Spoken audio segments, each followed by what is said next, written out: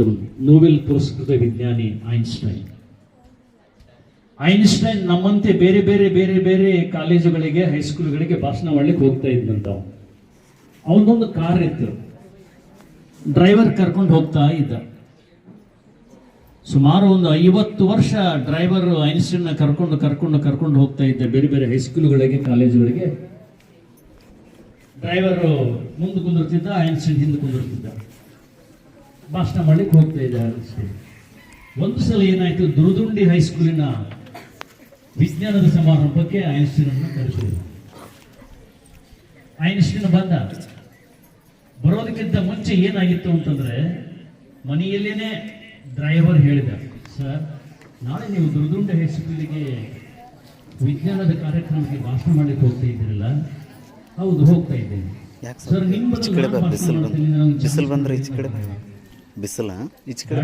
ಇಲ್ಲಿ ನಿಂದು ಮಾತಾಡೋದು ಅಷ್ಟು ಸುಲಭ ಅಲ್ಲ, ಬೇಡ ಅಂದ ಐನ್ಸ್ಟೈನ್. ಇಲ್ಲ ಸರ್, ಒಂದ್ಸಲ ನನಗೆ ಚಾನ್ಸ್ ಕೊಡ್ರಿ ಅಂತ ಅವ್ರು ಕೇಳಿ, ಆಯ್ತು ಹಾಗಾದ್ರೆ ನೋಡಪ್ಪ, ನನ್ನ ಡ್ರೆಸ್ ನೀನು ಹಾಕಿ, ನಿನ್ನ ಡ್ರೈವರ್ನ ಡ್ರೆಸ್ ನಾನು ಹಾಕಿ,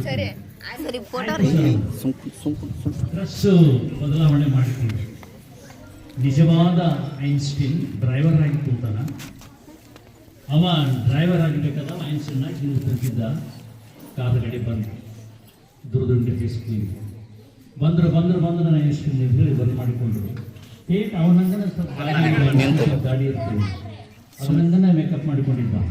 ಬಂದರು ಸಮಾರಂಭ ಪ್ರಾರಂಭ ಆಯ್ತು, ಕಾರ್ಯಕ್ರಮ. ಈಗ ಐನ್ಸ್ಟೈನ್ ಅವರು ನಿಮ್ಮನ್ನು ಉದ್ದೇಶಿಸಿ ಮಾತಬೇಡ ಕತ್ತೆ. ನಿಜವಾದ ಐನ್ಸ್ಟೈನ್ ಡ್ರೈವರ್ ಅದ್ಯಾರು ಪುಟ್ಟಿ, ಅದ್ಯಾರು ನಿಮ್ಮ ಫ್ರೆಂಡ, ನಿಮ್ಮಕ್ಕ ಯಾವ್ರು ಕೊಟ್ಟೆ? ನಿಮ್ಮಕ್ಕನ ಏನ ಇಲ್ಲ.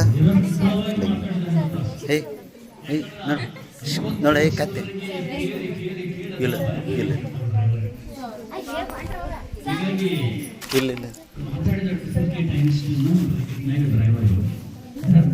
ಮಾತಾಡಿದ ಎಲ್ಲ ಹುಡುಗರು ಚಪ್ಪಾಳೆ ತಟ್ಟಿದ್ರು. ಏನು ಮಾತಾಡಿದ್ರು?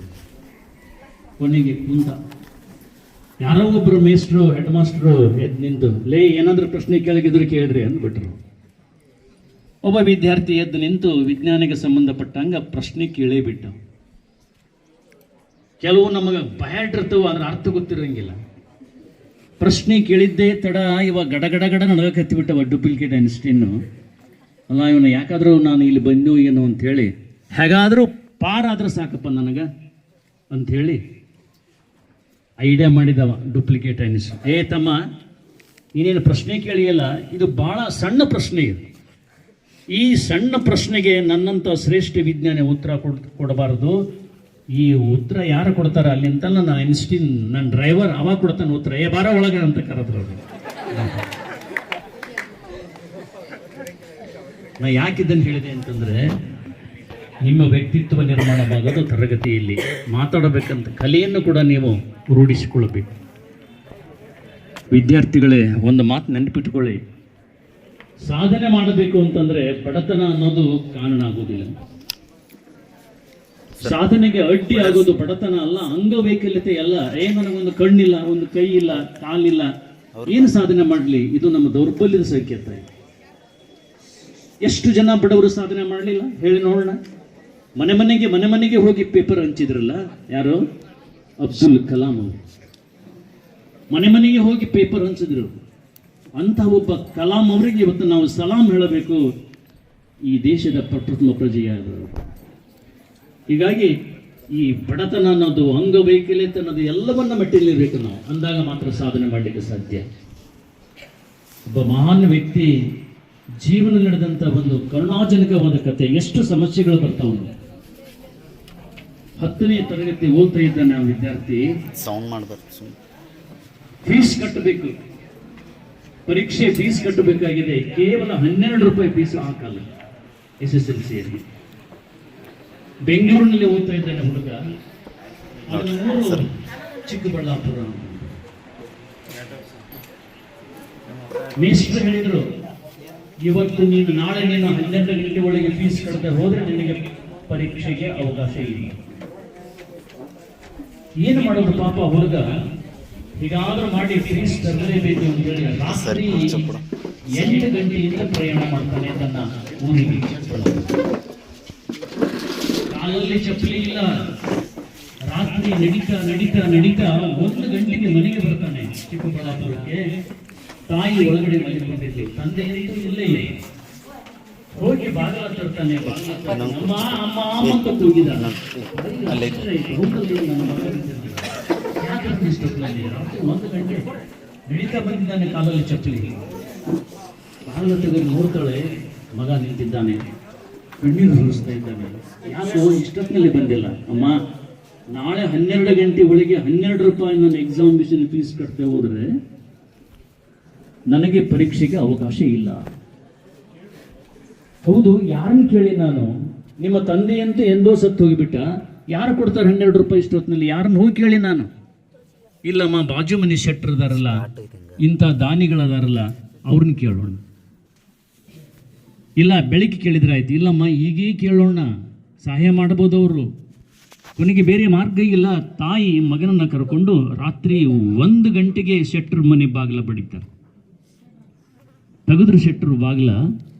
ಸಾಹುಕಾರರು, ಏನಮ್ಮ, ಏನು ಬೇಕಾಗಿತ್ತು? ಇಲ್ಲ ಸರ್, ಗೌಡ್ರೆ, ನಮ್ಮ ಮಗ ಬಂದಿದ್ದಾನೆ, ಶೆಟ್ರೆ, ಬೆಂಗಳೂರಿಂದ ಬಂದಿದ್ದಾನೆ, ಅವನಿಗೆ ಫೀಸ್ಗೆ 12 ರೂಪಾಯಿ ಬೇಕಾಗಿದೆ, ದಯವಿಟ್ಟು ಒಂದು 12 ರೂಪಾಯಿ ಸಾಲ ಕೊಡಿ. ಅಯ್ಯೋ, ಇಷ್ಟೇನಾ ಅಂತ ತಿಳ್ಕೊಂಡು ಶ್ರೀಮಂತವಾದ ಮನಸ್ಸ ಶೆಟ್ರಿಗೆ, ಗೌಡ್ರಿಗೆ, ಆಯಿತು ತಗೊಳ್ಳಮ್ಮ ಅಂತೇಳಿ 12 ರೂಪಾಯಿ ಕೊಡ್ತಾರೆ. ಅದೇ 12 ರೂಪಾಯಿ ತಗೊಂಡು ಬೆಳಗಿನ ಜಾವ ಮತ್ತೆ ಪ್ರಯಾಣ ಬೆಳೆಸ್ತಾನೆ ಆ ಹುಡುಗ. ಚಿಕ್ಕಬಳ್ಳಾಪುರದಿಂದ ಬೆಂಗಳೂರಿಗೆ ಬರ್ತಾನೆ. 12 ಗಂಟೆ 10 ನಿಮಿಷ ಆಗಿತ್ತು, ಟೈಮ್ ಮುಗಿದು ಹೋಗಿತ್ತಾಗಲಿ ಫೀಸ್ ಕಟ್ಟೋದು. ಹೆಡ್ ಮಾಸ್ಟರ್ ಹೇಳಿದ್ರೆ, ಇಲ್ಲ ಸಾಧ್ಯ ಇಲ್ಲ, ಟೈಮ್ ಮುಗಿದು ಹೋಗೈತಿ, ನಿನ್ನ ಫೀಸ್ ತಗೊಳೋದಿಲ್ಲ, ನಿನಗೆ ಪರೀಕ್ಷೆಗೆ ಅವಕಾಶ ಇಲ್ಲ. ಕಾಲು ಹಿಡಿದು ಕೇಳ್ತಾನೆ ಹುಡುಗ, ಸರ್ ದಯವಿಟ್ಟು ಕ್ಷಮಿಸಿ, ನನಗೆ ಇಷ್ಟು ತಾಪತ್ರಯ ಇತ್ತು, ಹೇಗಾದರೂ ಮಾಡಿ ಅವಕಾಶ ಮಾಡಿಕೊಡಿ. ಒಪ್ಪಲಿಲ್ಲ. ಕೊನೆಗೆ ಮೇಲಾಧಿಕಾರಿಗಳ ಹತ್ರ ಹೋಗ್ತಾನೆ, BEO ಇತ್ಯಾದಿ. ಅಲ್ಲಿ ಹೋಗಿ ಹೇಳ್ತಾನೆ, ಸರ್ ಹೀಗೀಗಾಯಿತು, ಇಡೀ ರಾತ್ರಿ ನಾನು ನಡೆದು ಹೋಗಿದ್ದೇನೆ ಚಿಕ್ಕಬಳ್ಳಾಪುರಕ್ಕೆ, ತಿರುಗಿ ಬಂದಿದ್ದೇನೆ, ಇನ್ನೊಬ್ಬರ ಹತ್ರ 12 ರೂಪಾಯಿ ತೊಗೊಂಡು ಬಂದಿದ್ದೇನೆ ಸರ್, ದಯವಿಟ್ಟು ನನಗೆ ಅವಕಾಶ ಮಾಡಿಕೊಡಿ. ಆ ಹುಡುಗನ ಪ್ರಾಮಾಣಿಕತೆಗೆ ಮೆಚ್ಚಿ ಮೇಲಾಧಿಕಾರಿಗಳು ಅವಕಾಶ ಮಾಡಿಕೊಡ್ತಾರೆ. ಫೀಸ್ ತುಂಬ್ತಾನೆ. ಕೊನೆಗೆ ಪರೀಕ್ಷೆ ಬರೀಲಿಕ್ಕೆ ಅವಕಾಶ ಕೊಡ್ತಾರೆ. ಆ ವ್ಯಕ್ತಿ ಮುಂದೆ ಬಹುದೊಡ್ಡ ಇಂಜಿನಿಯರ್ ಆಗ್ತಾನೆ. ಬೇರೆ ಯಾರೂ ಅಲ್ಲ, ಮೋಕ್ಷಗುಂಡಂ ವಿಶ್ವೇಶ್ವರಯ್ಯನವರು.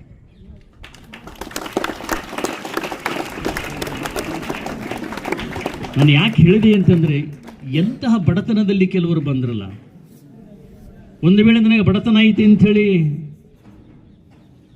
ಏನೂ ಇಲ್ಲ, ಅದು ಗಾಳಿ ಭಾಷಣ ಕೇಳಕ್ಕೆ ಬರಕತ್ತಿದೆ. ವಿದ್ಯಾರ್ಥಿಗಳೇ,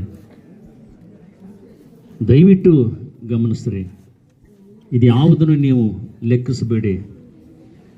ಕೈ ಇಲ್ಲ ಕಣ್ಣಿಲ್ಲ ಅಂತಂತೇಳಿ ಸುಮ್ಮನೆ ಕೂತ್ಕೋಬೇಡಿ. ಎಷ್ಟು ಜನರಿಗೆ ಕಣ್ಣಿಲ್ಲ ಹೇಳ್ರಿ ನೋಡೋಣ. ಪುಟ್ಟರಾಜ ಗವಾಯಿಗಳ ಹೆಸರು ಕೇಳಿರ್ಬೋದು ನೀವು ಸರಿಗಮಪದಲ್ಲಿ. ಪುಟ್ಟರಾಜ ಗವಾಯಿಗಳಿಗೆ 6 ತಿಂಗಳ ಕೂಸು, 6 ತಿಂಗಳ ಕೂಸು ಇದ್ದಾಗ ಪುಟ್ಟರಾಜ ಗವಾಯಿಗಳು ಯಾರೋ ಹೇಳಿದರು, ಆ ಪುಟ್ಟರಾಜ ಗವಾಯಿಗಳಿಗೆ 6 ತಿಂಗಳ ಕೂಸಿದ್ದಾಗ 2 ಕಣ್ಣುಗಳಿಗೆ ಪರಿ ಬಂದುಬಿಡ್ತಾವೆ. 2 ಕಣ್ಣುಗಳಿಗೆ ಪರಿ ಬಂತು. ಯಾರೋ ಹೇಳಿದ್ರಂತೆ, ಘಾಟಿ ವೈದ್ಯರು, ನಾಟಿ ವೈದ್ಯರು, ಇಲ್ಲ ಆ ಪರಿ ಹೋಗಬೇಕಾದ್ರೆ ತೊನಸಿ ಅಂತೇಳಿ ಹುಳ ಅದಾವ, ಆ 2 ಹುಳಗಳನ್ನು 2 ಕಣ್ಣಲ್ಲಿ ಬಿಡ್ರಿ, ಆ ತೊನಸಿ ಹುಳಗಳು ಆ ಪರಿಯನ್ನು ಹರ್ಕೊಂಡು ತಿಂತಾವು, ಕಣ್ಣು ಬರುತ್ತೆ ಅಂತಂತೆ.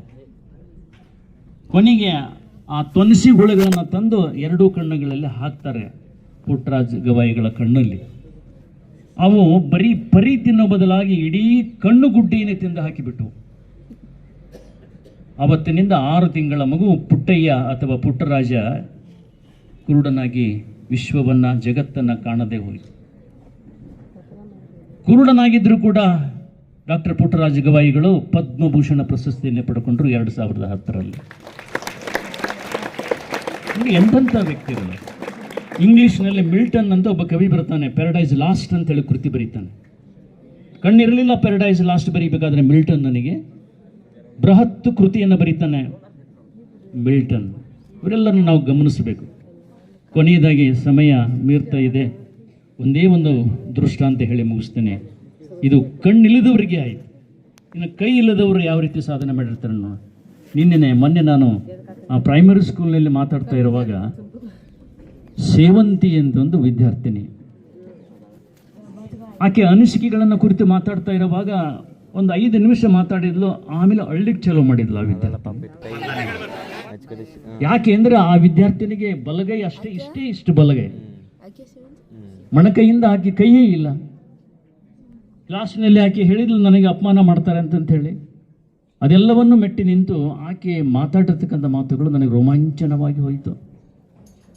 ಅದನ್ನು ನೋಡಿದಾಗ ಒಬ್ಬ ಅಂತಹದೇ ವಿದ್ಯಾರ್ಥಿನಿಯ ಬದುಕು ನನಗೆ ನೆನಪಾಗುತ್ತೆ. ಆಕೆ ಯಾರು ಅಂತಂದರೆ ಮಧ್ಯಪ್ರದೇಶದಲ್ಲಿ ಇರ್ತಕ್ಕಂಥ ಬಬ್ಲಿ ಅಂತಕ್ಕಂಥ ಹುಡುಗಿ. ಬಬ್ಲಿ ಹುಟ್ಟೋದಕ್ಕಿಂತ ಮುಂಚೆ ತಂದೆ ತಾಯಿಗಳಿಗೆ ಮಕ್ಕಳೇ ಆಗಿರಲ್ಲ, ಅನೇಕ ದೇವರುಗಳಿಗೆ ಹರಕೆ ಹೊತ್ತರು ಅವರು. ಕೊನೆಗೆ ಬಬ್ಲಿ ಹುಡ್ತಾಳೆ. ದುರ್ದೈವ ಏನಾಗಿತ್ತು ಅಂತಂದರೆ ಕಣ್ಣಿದೆ, ಕಾಲಿದೆ, ಆದರೆ ಕೈಗಳು ಮಾತ್ರ ಬರೀ ಸೌತೆಕಾಯಿ ಮತ್ತು ಹೀರೆಕಾಯಿ ಗಾತ್ರ ಅಷ್ಟೇ ಉದ್ದ. ಒಂದು ಕೈಯಲ್ಲಿ 2 ಬೆರಳು, ಮತ್ತೊಂದು ಕೈಯಲ್ಲಿ 3 ಬೆರಳು. 3 ವರ್ಷದ ಮಗು ಬಬ್ಲಿಯನ್ನು ಎತ್ತುಕೊಂಡು ತಂದೆ ಮಾರ್ಕೆಟಿಗೆ ಬಂದಿರ್ತಾನೆ. ಆ ಬಬ್ಲಿಯ ತಂದೆ ಸ್ನೇಹಿತ ಭೇಟಿಯಾಗಿ ಯಾರೀಕೆ ನನ್ನ ಮಗಳು, ಅಲ್ಲೋ ಈಕೆ ಕೈ ಇಲ್ಲಲ್ಲ, ಈಕಿನ ತಗೊಂಡು ಏನು ಮಾಡ್ತೀಯ, ಮತ್ತೆ ಏನು ಮಾಡಲಿ, ದೇವರು ಕೊಟ್ಟನಲ್ಲ, ಒಂದು ಕೆಲಸ ಮಾಡು, ನಾಳೆ ನೀನು ಸತ್ತು ಹೋದ ಮೇಲೆ ಯಾರು ಸಾಕ್ತಾರೆ ಈಕಿನ, ಮತ್ತೇನು ಮಾಡಲಿ, ಹಾಗಾದರೆ ವಿಷದ ಇಂಜೆಕ್ಷನನ್ನು ಕೊಟ್ಟು ಸಾಯಿಸಿಬಿಡು ಈಗಲೇ ಅಂತಂದ ಅವ ಸ್ನೇಹಿತ. ಈ ಮಾತು ಕೇಳಿದಾಗ ಬಬ್ಲಿ ತಂದೆಗೆ ಖಡ್ಗ ತಗೊಂಡು ಎದೆಗೆ ಚುಚ್ಚಿದಂಗಾಯ್ತು. ತಕ್ಷಣ ಚಾಲೆಂಜ್ ಮಾಡ್ತಾನೆ ಬಬ್ಲಿ ತಂದೆ, ಏನೋ ಹೀಗೆ ಮಾತಾಡ್ತೀಯ, ನೋಡ್ತಾ ಇರ, ಇಡೀ ದೇಶ ನನ್ನ ಮಗಳನ್ನು ಹೊಗಳ ರೀತಿಯಲ್ಲಿ ನಾನು ಈಕಿನ ಬೆಳೆಸ್ತೇನೆ ಚಾಲೆಂಜ್ ಮಾಡ್ತಾನೆ ಬಬ್ಲಿ ತಂದೆ. ಕೊನೆಗೆ ಬಬ್ಲಿ 5 ವರ್ಷದ ಮಗಳಾಗ್ತಾಳೆ. ಸ್ಕೂಲಿಗೆ ಸೇರಿಸ್ತಾರೆ. ಎಲ್ಲರೂ ಅಪಮಾನ ಮಾಡೋರೆ, ಮಂಡಗೈ ಬಬಲಿ ಅಂತೇಳಿ. ನೋಡ, ಆ ಸೇವಂತಿ ಹುಡುಗಿ ನಿನ್ನೆ ಮಾತಾಡಬೇಕಾದಾಗ ನನಗೆ ಮಾಡಿರ್ತಕ್ಕಂಥ ಸನ್ಮಾನವನ್ನು ಕೊನೆಗೆ ಆಕೆಯನ್ನೇ ಕರೆದು ನನ್ನ ಸನ್ಮಾನವನ್ನು ಆಕೆಗೆ ಮಾಡಿದ್ದೀನಿ ನಾನು.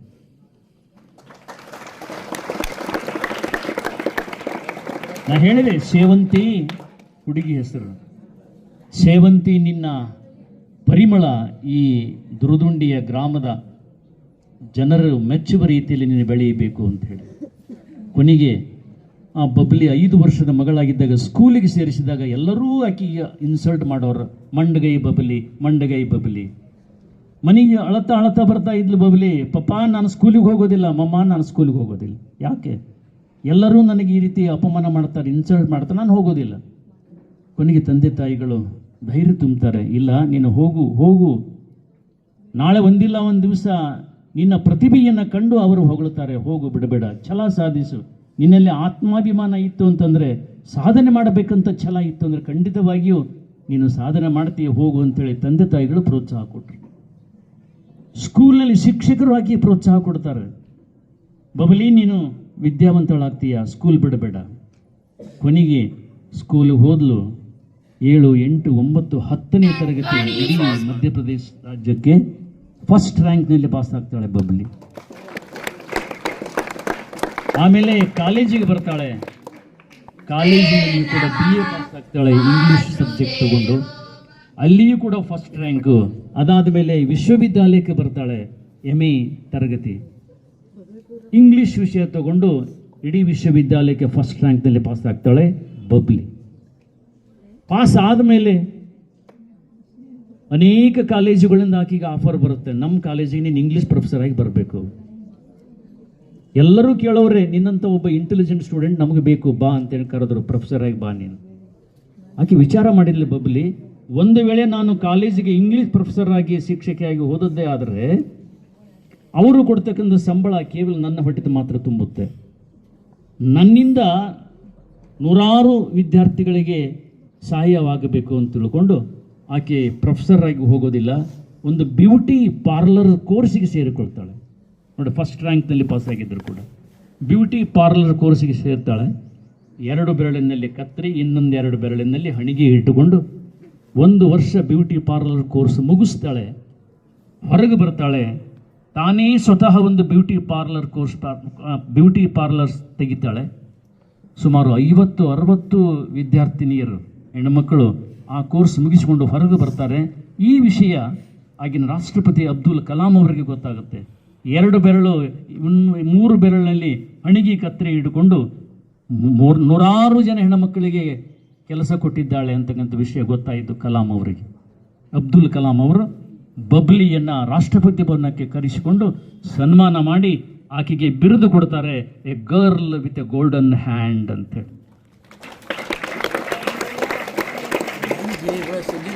ಸರ್ ಮುಗಿಸ್ತೀನಿ ಮಾತು, ಕ್ಷಮಿಸಿ. ಇಂಥ ಅನೇಕ ದೃಷ್ಟಾಂತಗಳು ನಮ್ಮ ಕಣ್ಣು ಮುಂದಿವೆ. ಹೇಳೋ ಉದ್ದೇಶ ಇಷ್ಟೇ, ನೀವು ಸಾಧನೆ ಮಾಡಬೇಕಾದ್ರೆ ಬೇಕಾದ್ದು ಬರಲಿ, ಅದು ಅವೆಲ್ಲವುಗಳನ್ನು ಮೆಟ್ಟಿ ನಿಲ್ಲಬೇಕು. ಸಾರಿ ಊಟ ಮಾಡ್ತಾ ಇರುವಾಗ ಒಂದು ಕಲ್ಲು ಸಣ್ಣ ಹಳ್ಳ ಬಂತು ಅಂತಂದ್ರೆ ಹಳ್ಳ ತೆಗೆದು ಊಟ ಮಾಡ್ತೀವಪ್ಪ ನಾವು. ಆಪೂಸು ಶೀಕರಣೆ ಉಣಬೇಕಾದಾಗ ಒಂದು ಸಣ್ಣ ನೊಣ ಬಿತ್ತು, ಇರಿಬಿ ಬಿತ್ತು ಅಂತಂದಾಗ ಇಡೀ ಶೀಕರಣೆನ ಚೆಲ್ತೀವ ನಾವು. ಹಿಂಗೆ ಇರಿಬಿ ತೆಗೆದು ಶೀಕರಣೆ ಊಟ ಮಾಡ್ತೇವೆ. ಹಾಗೇನೆ ಊಟ ಮಾಡಬೇಕಾದ್ರೆ ಸಣ್ಣ ಕಲ್ಲು ಬಂತು ಅಂದಾಗ ಹುಗ್ಗ್ಯಾಗ, ಗುಲಾಬ್ ಜಾಮೂನ್ದಾಗ ಇಡೀ ಊಟ ಬಿಟ್ಟು ಹೇಳೋದಿಲ್ಲ ನಾವು, ಅದನ್ನು ಹಿಂಗೆ ತೆಗಿತೀವಿ, ಊಟ ಮಾಡ್ತೀವಿ.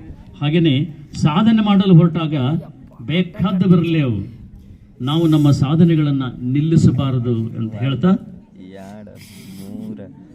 ಏಕಲವ್ಯನ ಧನುರ್ವಿದ್ಯೆ ಹೆಸರು ಕೇಳಿರಬಹುದನ್ನು.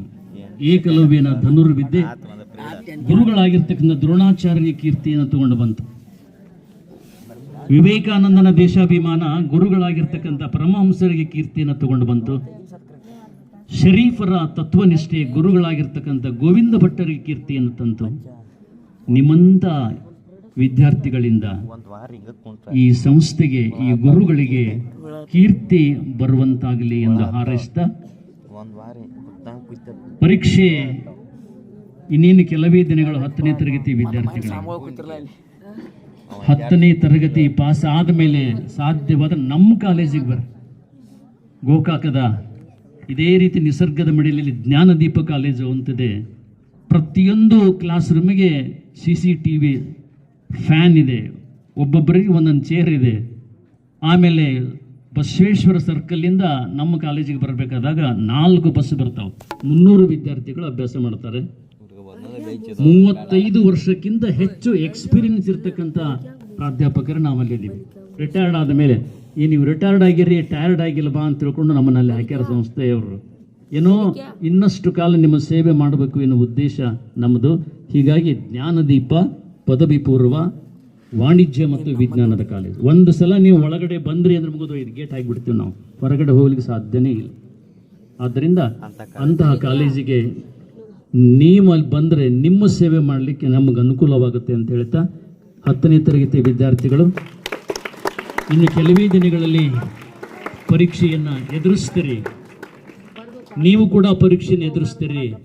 ಆದರೆ ಒಂದು ಮಾತು ನೆನ್ಪಿಟ್ಕೊಳ್ಳಿ, ಪರೀಕ್ಷೆ ಮುಗಿಯುವವರೆಗೆ ಟೈಮದಿಂದ ದೂರ ಇರಿ. ಟೈಮದಿಂದ ದೂರ ಇರಿ. ಟೈಮ್ ಅಂದರೆ ಏನು? T ಅಂದರೆ ಟೆಲಿವಿಷನ್, I ಅಂದರೆ ಇಂಟರ್ನೆಟ್, M ಅಂದರೆ ಮೊಬೈಲು, E ಅಂದರೆ ಇಮೇಲ್. ಎಷ್ಟು ದೂರ ಇರಿ ಪರೀಕ್ಷೆಯಿಂದ ಅಂತ ಹೇಳ್ತಾ, ನನ್ನನ್ನು ಅತ್ಯಂತ ಗೌರವದಿಂದ ಬರಮಾಡಿಕೊಂಡು ಭಾಳಷ್ಟು ಪ್ರೀತಿಯಿಂದ ಗೌರವದಿಂದ ನನಗೆ ಸಹಕಾರ ಕೊಟ್ಟಿದ್ದೀರಿ. ನನಗೂ ಮತ್ತು ನನ್ನ